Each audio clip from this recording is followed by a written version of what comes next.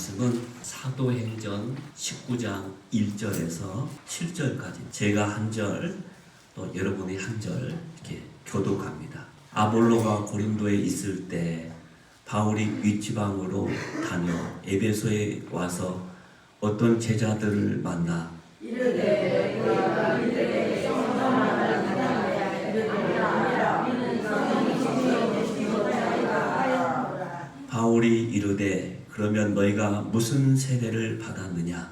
대답하되 요한의 세례니라. 바울이 이르되 요한이 내게 세례를 명하며 백성에게 말하되 내 뒤에 오신 이를 알아 하였으니 이는 곧 내 사랑하는 그들이 듣고 주 예수의 이름으로 세례를 받으니 바울이 그들에게 하셨사오니 성령이 그들에게 임하심으로 한국하고 예언하니 다 하겠습니다. 모두 12사람쯤 되니라. 아멘. 오늘 읽었던 이 본문은 바울이 제3차 전도 여행 때 에베소 교회에서 일어난 일입니다. 그래서 우리에게 심각한 질문을 던져주고 있습니다. 뭡니까? 너희가 믿을 때 성령을 받았느냐? 아주 중요한데 믿음 생활할 때 가장 중요한 이 질문을 에베소 교회에서 바울이 하게 됩니다. 바울은 제2차 전도 여행을 마치고 안디옥 교회로 이렇게 돌아오는 길에 잠시 배가 정박한 틈을 타서 에베소 지역에 가서 복음을 전하게 돼요. 처음으로 복음을 전하는데 그런 시간이 여유가 없어서 제대로 된 결실을 맺지 못하고 다음을 기약하고 아쉽게 떠났습니다. 그래서 바울은 제3차 전도 여행을 다시 시작하면서 지난번에 약속한 것을 기억하고서 이제 에베소 교회에 가게 되었던 것입니다. 그런데 그곳에 도착해 보니까 이미 제자라 불리는 사람들이 있었다는 것입니다. 아마도 그들은 아볼로에 의해서 전도된 사람들인 것 같습니다. 그러나 그 제자들은 요한의 세례만 알 뿐 성령이나 성령 세례에 대해서는 전혀 모르는 것 같았습니다. 말하자면 당시 에베소 교회의 성도들은 비록 복음을 들어 믿기는 했지만은 성령을 알지도 받지도 못한 그런 반쪽 신앙의 상태에 있었다는 말이죠. 그래서 바울은 그런 성도들에게 너희가 믿을 때 성령을 받았느냐라고 질문했던 것입니다. 물론 바울이 이러한 질문을 했다고 해서 그들이 성도가 아닌 것은 아니죠. 이미 말씀드린 대로 그들은 예수님을 믿었고 올 본문의 말씀에 나온 것처럼 그들에게 제자라는 호칭을 사용하고 있습니다. 다만 바울이 그들에게 성령을 받았느냐고 물었던 이유는 그들이 예수에 대해서 알기는 아는데 뭔가 부족한 게 보인 거예요. 그들의 삶에 성령께서 역사하시는 아무런 흔적도 나타나지 않는 그런 믿음 생활을 하고 있었기 때문에 그렇다는 거예요. 그래서 그들에게 성령에 대해서 물었던 것이죠. 여러분 누구든지 온전한 성도가 되려면 반드시 성령의 임재 체험을 해야 합니다. 일정한 기간이 지나면 세례를 베푸죠. 그 세례는 물로 하는 세례예요. 근데 여기서 성령을 받았다는 것은 성령 세례를 말합니다. 이 물 세례도 우리가 필요하지만은 그러나 반드시 우리 믿음의 사람들은 한 번 거쳐야 할 관문이 있는데 그것은 성령을 받는 일입니다. 그걸 가르쳐서 성령 세례라고 말합니다. 만약 이런 성령의 임재가 없는 성도는 명목상의 성도요 무늬만 있는 성도라고 말할 수 있는 것이죠. 따라서 그들의 삶에는 아무런 성령의 흔적도 발견할 수가 없는 것이죠. 그들에게는 성령의 능력도 삶의 변화도 아무런 변화가 없는 그런 삶을 살아갈 뿐입니다. 그런데 사실 이 문제는 신학적으로 매우 민감한 문제 가운데 하나입니다. 어떤 교단에서는 오늘 말씀처럼 믿는 것과 성령을 받는 것은 다르다고 말합니다. 물론 믿음을 갖는 것도 성령의 역사이기는 하지만은 성령을 받는 것과는 분명히 다르다고 말하는 것이죠. 근데 또 어떤 교단에서는 믿는 것이 곧 성령을 받는 것이라고 주장하게 됩니다. 이런 교단의 주장은 본문의 내용과 충돌이 일어나는 것처럼 보이고 있습니다. 그들이 이런 주장을 하는 근거가 뭐냐? 그 근거는 고린도전서 12장에 있는 12장 3절에 나오는 말씀을 가지고 주장하는 거예요. 12장 3절 다 같이 한번 읽겠습니다. 성령으로 아니하고 누구든지 예수를 주시라 할 수 없느니라. 그들은 이 말씀을 근거로 주장하는 것이죠. 여러분, 어느 것이 맞을까요? 여기서 저는 예수님을 믿는 것과 성령을 받는 것은 다른 차원의 문제라고 생각합니다. 이미 말씀을 드린 것처럼 에베소 교회 성도들은 이미 제자라는 호칭을 받고 있었습니다. 그런데도 바울은 그들에게 너희가 믿을 때 성령을 받았느냐라고 질문했다는 것이죠. 그들은 이미 믿고 있었지만은 우리는 성령이 계심을 듣지 못했다고 대답했기 때문에 그렇다는 겁니다. 사복음서에 보면 제자들은 이미 올바른 신앙 고백을 하고 있습니다. 마태복음 16장에 보면은 주는 그리스도시요 살아계신 하나님의 아들입니다 라고 분명하게 고백하고 있죠. 그리고 주님은 그들에게 이를 알게 하신 분은 혈육이 아니라 하늘에 계신 너희 아버지시다 라고 그들에게 가르쳐 줍니다.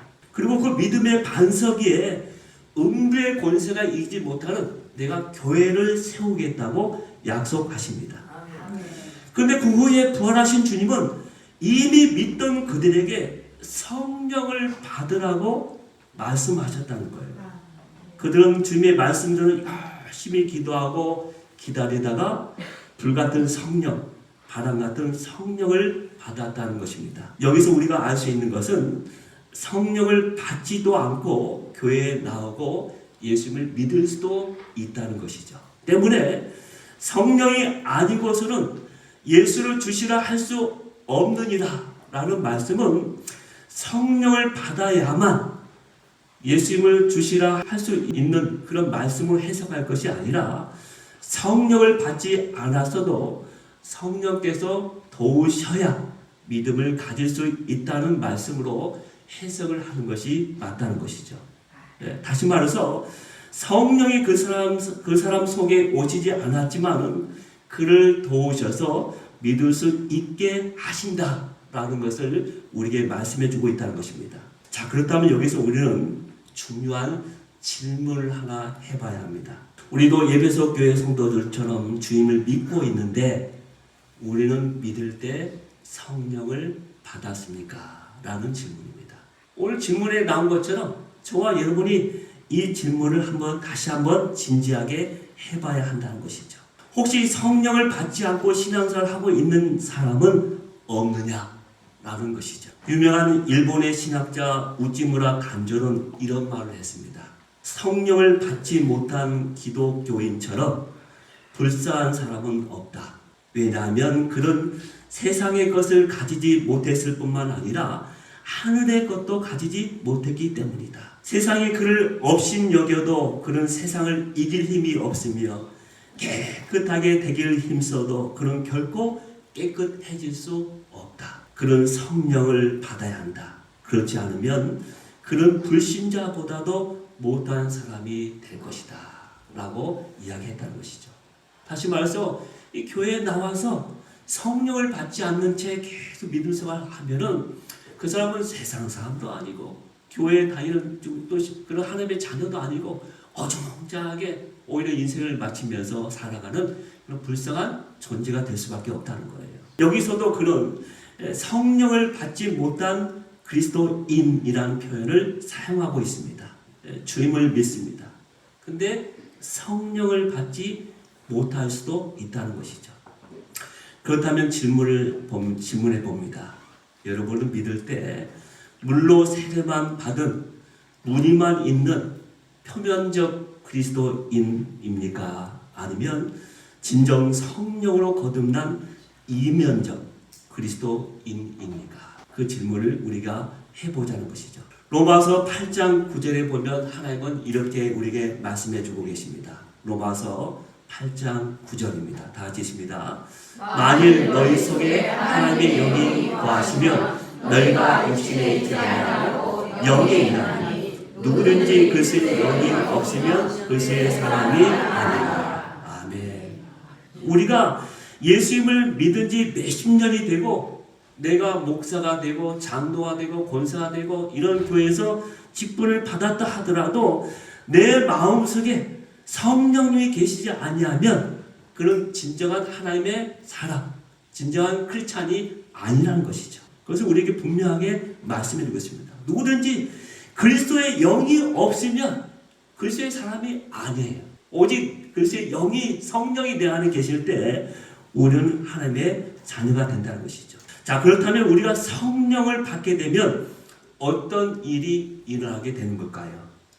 첫째는 성령님은 우리를 변화시키시는 분입니다. 우리가 성령을 받게 되면 우리가 변하게 돼 있어요. 저기 밖에 나무가 서 있잖아요. 가만히 서 있는 나무가 갑자기 막 흔들려요. 그건 무슨 뜻일까요? 바람이 분다는 거예요. 우리 인생도 마찬가지예요. 우리 인생 그냥 그렇게 가고 있는데 갑자기 그 인생이 변화가 생겨. 그 사람은 이미 성령께서 그에게 왔기 때문에 그 변화가 왔다는 거예요. 왜? 우리에게 성령님이 오시면 우리의 삶은 변하게 되어 있기 때문에 그렇다는 것입니다. 그 이유는 우리의 존재, 우리의 신분 자체가 달라지기 때문에 그렇다는 거예요. 우리 사람의 그 신분, 존재가 달라지기 때문에 그 사람은 변할 수밖에 없다는 것이죠. 다시 말해서 우리 존재 자체가 성령을 통해서 이전과 전혀 다른 새로운 피조물이 되었기 때문에 그렇다는 거예요. 전에는 육체의 소욕만을 쫓는 옛사람에서 이제는 성령을 쫓아 사는 새 사람이 되었기 때문에 그 사람은 변할 수밖에 없다는 거예요. 그런데 이것은 오직 성령만이 할 수 있는 일이라고 우리에게 말씀해 주고 있습니다. 한국 초대 교회 역사 가운데 이런 이야기가 있습니다. 서울 연동교회 초대 장로님이신 고찬익 장로님의 일화입니다. 원래 그는 본래 노름꾼에다가 술꾼이며 사기꾼이었습니다. 그런데 한 번은 관가에 가서 끌려가서 매를 실컷 맞고 버무리 신세가 되었다고 합니다. 빚 독촉까지 받게 되니까 그는 자살을 기도합니다. 독약을 먹었는데 구사일생으로 살아납니다. 그때 연동교회 신무하셨던 게일 선교사님의 전도를 받습니다. 야곱의 이야기를 담은 내 이름이 무엇이냐라는 전도지가 그에게 건네졌던 것입니다. 그날 밤 고찬익은 꿈에 내 이름이 무엇이냐라는 음성을 듣게 됩니다. 말을 하지 못하고 고 하다가 나무에 떨리는 음성으로 내 이름은 고시이고 싸움꾼이요 술꾼이요 망난입니다. 누구신지 모르지만 저를 용서하여 주시옵소서 라고 울면서 대답을 했답니다. 그때 흰옷을 입은 사람이 나타나서 이제부터 너는 내 아들이다 라고 말하고 사라집니다. 꿈에서 깨어난 그런 전도지를 읽고 또 읽었습니다. 그런데 갑자기 혀가 풀리고 말이 나오기 시작하였습니다. 그뒤 고찬익은 게일 선교사님으로부터 정식으로 복음을 듣고 새 사람이 되었다고 합니다. 그런 나중에 손수 지은 신발을 가지고 사람들을 찾아다녔습니다. 나는 도적놈에다가 싸움꾼, 사기꾼이었습니다. 하지만 이제는 새 사람이 되었습니다. 제가 만든 신발을 들겠습니다. 예수 믿으세요. 라고 말하면서 전도하기 시작했습니다. 그 모습을 본 모든 사람들은 그의 놀라운 변화를 보고 한결같이 도저히 하나님 아니고서는 저 사람한테 저렇게 변할 수가 없다라고 말하기 시작했다는 거예요. 여러분, 성령님은 우리 인생 전체를 변화시키는 분입니다. 이것에 대해서는 수많은 사람들이 성경에 나와 있고 성경에 나와 있는 사람들이 우리에게 간증해 주고 있는 내용이에요. 그래서 다 하나같이 그들이 하나님께 나와서 성령의 능력과 권세 가운데 변화되어서 하나님의 위대한 일을 했던 그 모든 기록들이 성경의 기록이죠. 그것을 우리에게 말씀해 주고 있는 거예요. 두 번째, 성령님은 우리를 인도해 주신 분입니다. 우리의 삶을, 우리 인생을 인도해 주신 분이에요. 여러분, 전혀 낯선 곳에 갈 때 우리에게 내비게이션이 있잖아요. 얼마나 고마운지 몰라요. 전혀 낯선 장소, 그 약속 장소에 가더라도 내비게이션이 다 있으니까 그것을 다 안내하잖아요. 얼마나 마음이 편한지 몰라요.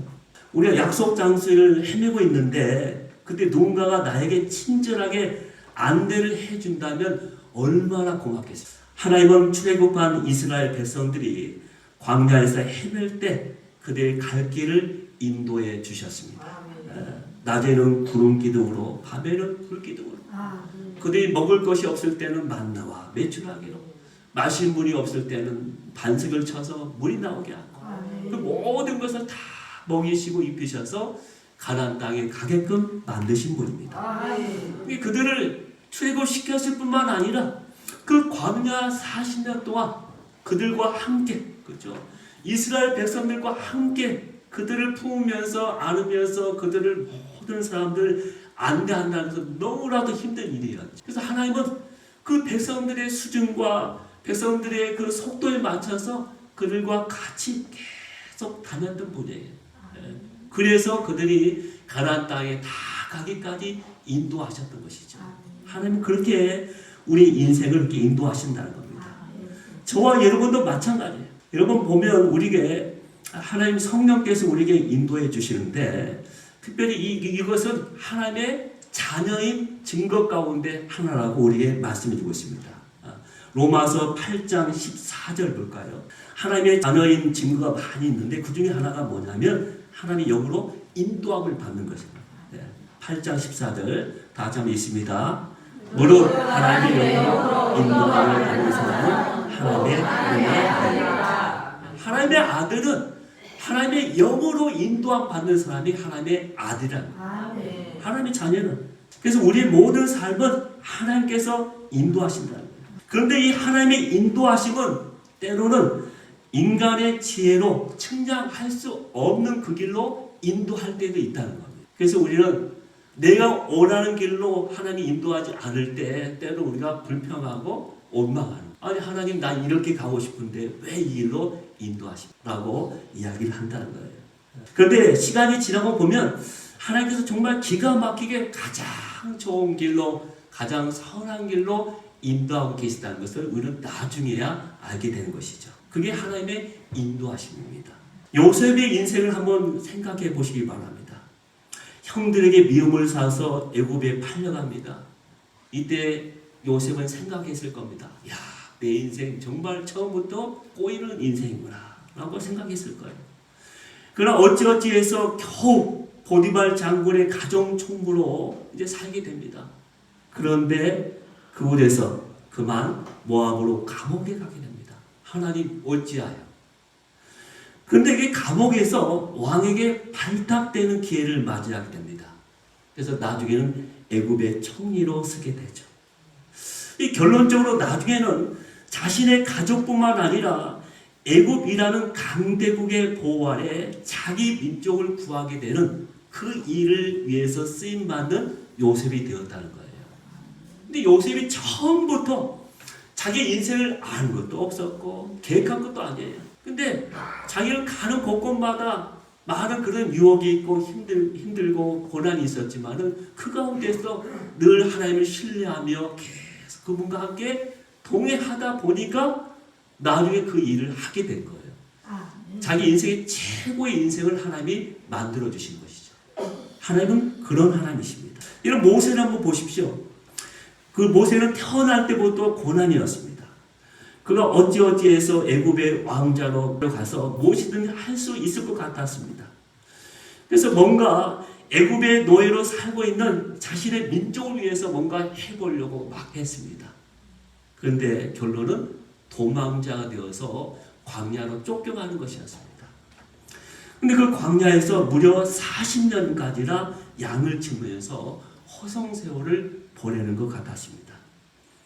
모세는 도저히 이해할 수가 없었던 것이죠. 언제는 애굽의 왕궁에 있다. 거기서 좋은 일을 하려고 했는데 오히려 쫓겨서 이 광야에서 양이나 치는 이게 뭡니까? 내 인생. 요셉은 그렇게 생각했을 거예요. 그런데 나중에 이 출애굽하는데 이스라엘의 지도자로 세움을 받게 되죠. 결론적으로 그가 살아왔던 애굽의 80년, 광야에서의 40년, 그 모든 것은 우연이 아니었던 것이죠. 그 모든 것들은 이스라엘을 출애굽시키고 광야 40년을 인도할 민족의 지도자로 모세를 세우시는 하나님의 큰 그림이 있었던 것이죠. 근데 모세는 그때까지 몰랐다는 것이죠. 우리 인생도 마찬가지예요. 우리 인생도 조각조각 보면은 다 그때 힘들고 어려운 순간만 있는 거야. 그러나 중요한 것은 그런 가운데서도 끝까지 하나님을 신뢰하며 나가는 사람은 그 마지막에 정말 하나님은 선하신 하나님이야. 내 인생 가운데 최고의 인생을 하나님이 만들어 주셔서 라는 고백을 하게 날이 반드시 온다는 것입니다. 지난주에 오셨던 전승주 선교사님도 마찬가지예요. 제가 군목으로 다 가서 많은 부대가 있는데 22사단 56년대 강원도 속초위의 고성군에 그분이 그곳에서 계셨고 제가 그곳에 고집을 받아서 사역하다가 만났던 그분이 계속 만남을 이어오면서 여기까지 올 줄 누가 알았겠습니까? 그분도 몰랐고 저도 몰랐어요. 근데 서로 마음이 통하면서 함께 기도하면서 동역하다 보니까 여기까지 오게 된 것이죠. 우리 인생이 그렇다는 것입니다. 여러분 우리 교회도 마찬가지입니다. 담임 목사인 제가 아니라 성령께서 우리 교회를 이끌어 가시는 거예요. 저도 그렇고 여러분도 그렇고 똑같이 순종하며 전혀 모르지만은 그 길을 향하여 최선을 향하여 다만 갈 뿐입니다. 저도 몰라요. 여러분도 몰라요. 그러나 하나님은 아시겠죠. 그래서 시간이 지나고 나면 측량할 수 없는 지혜로 지금까지 인도하셨구나 라고 고백하는 그날이 반드시 오게 될 것입니다. 이사야 55장 8절에서 9절에 하나님이 이렇게 우리에게 말씀해 주십니다. 이사야서 55장 8절에서 9절까지 다 같이 한번 읽습니다. 시작. 이는 내 생각이 너희의 생각과 다르며 내 길은 너희의 길과 다르니라. 여호와의 말씀이니라. 이는 하늘이 땅보다 높음같이 내 길은 너희의 길보다 높으며 내 생각은 너희의 생각보다 높음이니라. 아멘. 우리의 생각과 우리의 길은 차원이 달라요. 하나님이 생각하고 하나님이 준비한 길은 너무 다른 거예요. 근데 자꾸 우리는 나만 보면서 나에게만 초점을 맞추니까 그냥 좋게 좁은 그곳에서 답답하게 사는 거예요. 네. 우리는 활짝 열었고 화를 활짝 열고 그 속에서 우리에게 그 길을 인도하신 여호와 하나님을 향하여 우리 길을 물으면서 가게 된다면 우리는 달라질 거예요. 여러분 누구나 처음 가보는 인생길을 가고 있는 거예요. 누구나 처음 가는 길이죠. 오직 성령께서 인도함 받으시는 저와 여러분이 되기를 주의 이름으로 축원합니다. 세 번째로 성령님은 우리에게 권능, 능력을 주시는 분이십니다. 사도행전 1장 8절 다 같이 한번 볼까요? 오직 성령이 너희에게 임하시면 너희가 권능을 받고 예루살렘과 온 유대와 사마리아와 땅끝까지 이르러 내 증인이 되리라 하시니라. 성령이 임하시면 너희가 뭐 한다고요? 권능을 받고 능력을 받는다. 여기서 이 권능, 능력은 헬라어로 두나미스입니다. 이 두나미스라는 단어에서 뭐가 나오면 다이나믹이라는 단어가 다이나믹. 뭔가 역동적이죠. 다이나믹. 또 하나 어떤 단어 나오냐? 다이나마이트. 다이나마이트. 엄청난 폭발력을 갖고 있는 이 다이나마이트가 이 단어에서 나왔습니다. 이것은 뭐냐면 성령 우리에게 임하시면 역동적인 힘과 뭔가 깨뜨리고 우리를 인생을 변화시키고 새롭게 하는 놀라운 힘과 능력이 우리에게 주어진다는 거예요. 나에게서 나온 거 아니에요. 성령께서 오시는 거예요. 성령께서 그렇게 우리에게 권능과 권세를 주시는 거예요. 그래서 우리는 그런 능력을 힘을 얻어야 합니다. 그럴 때 우리는 담대하게 살아갈 수 있고 우리 사명을 감당할 수가 있는 것이죠. 여러분 성령님은 하나님의 영이며 글쎄의 영이라고 말할 수 있습니다. 하나님의 영이고 글쎄의 영이죠. 성령님을 다른 말로.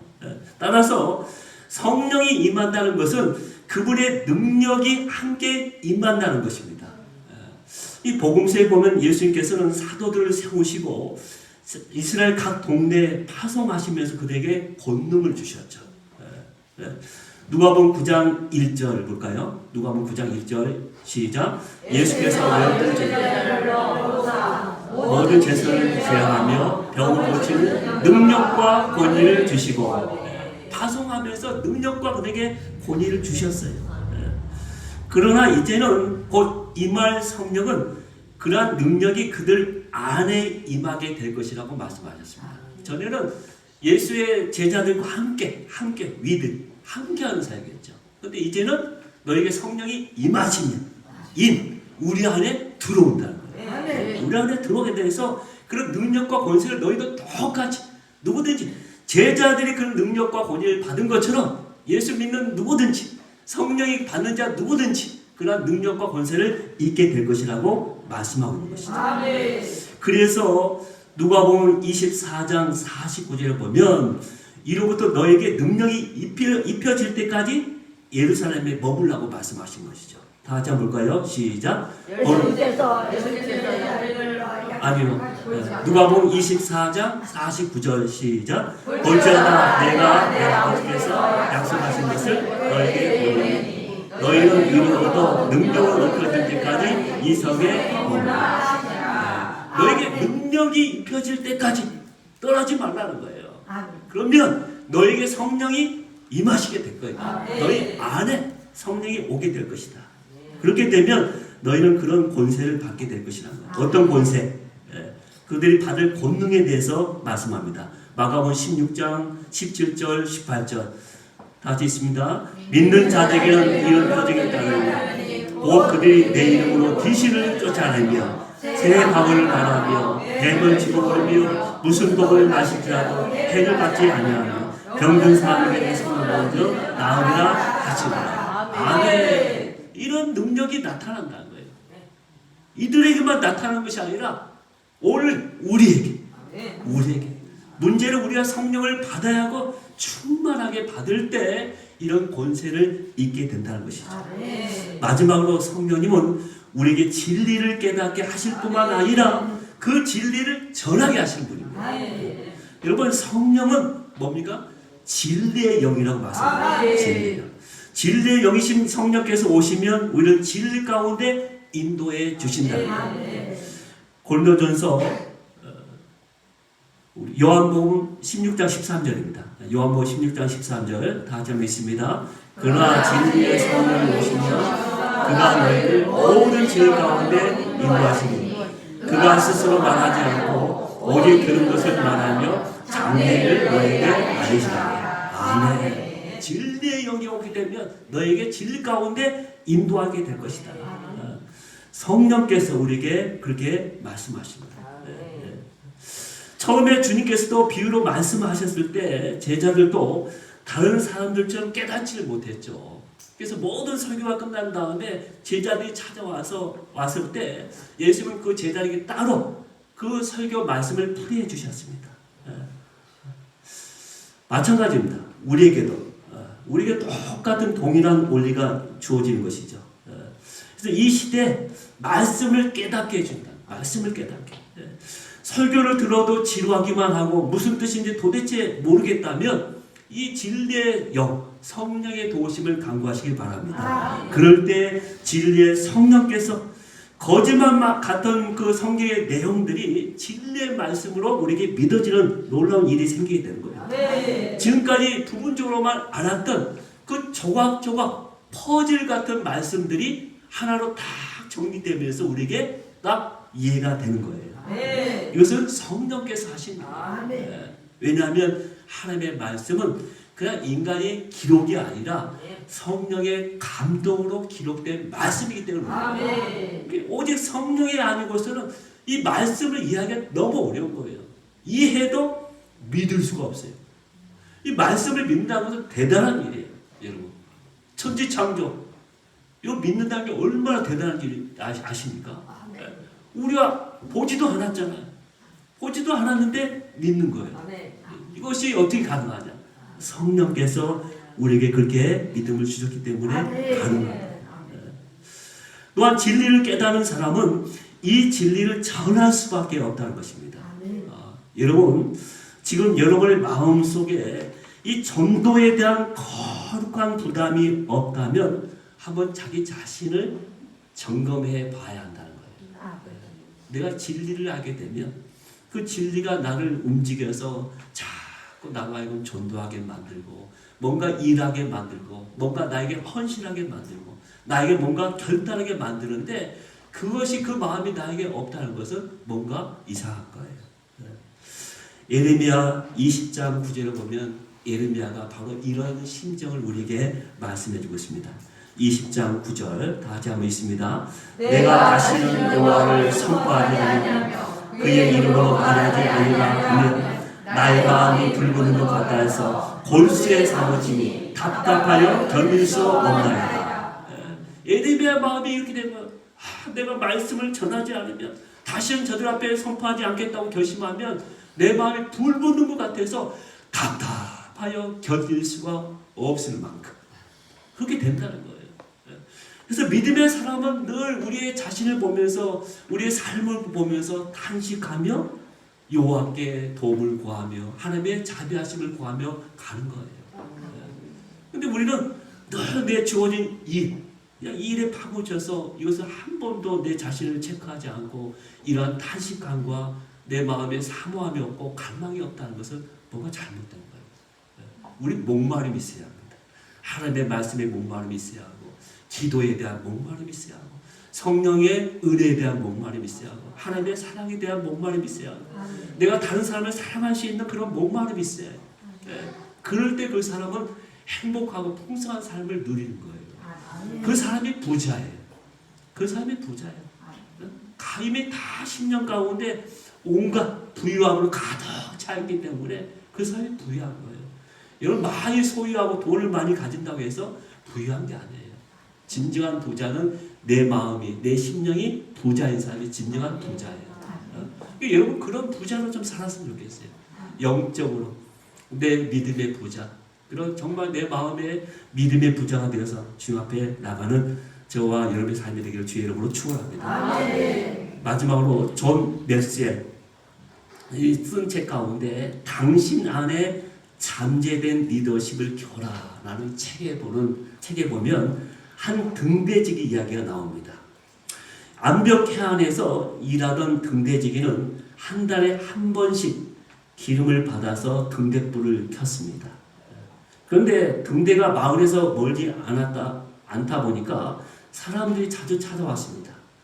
하루는 어떤 여자가 난방에 필요하다며 기름을 구하러 왔습니다. 또 하루는 어느 날 어떤 남자가 등잔불을 켠다며 기름을 청했습니다. 모두 그럴듯한 요구인지라 이 등대지기는 달란트로 기름을 다 주었습니다. 그러다 보니 등대의 불을 켜지 못하게 되었고 그 바람에 여러 척의 배가 암초에 부딪혔습니다. 그래서 상부에서는 이 등대지기를 다음과 같이 질책하면서 해고했다고 합니다. 당신에게 기름을 공급한 이유는 단 한 가지, 즉 등대를 밝히라는 것이었어.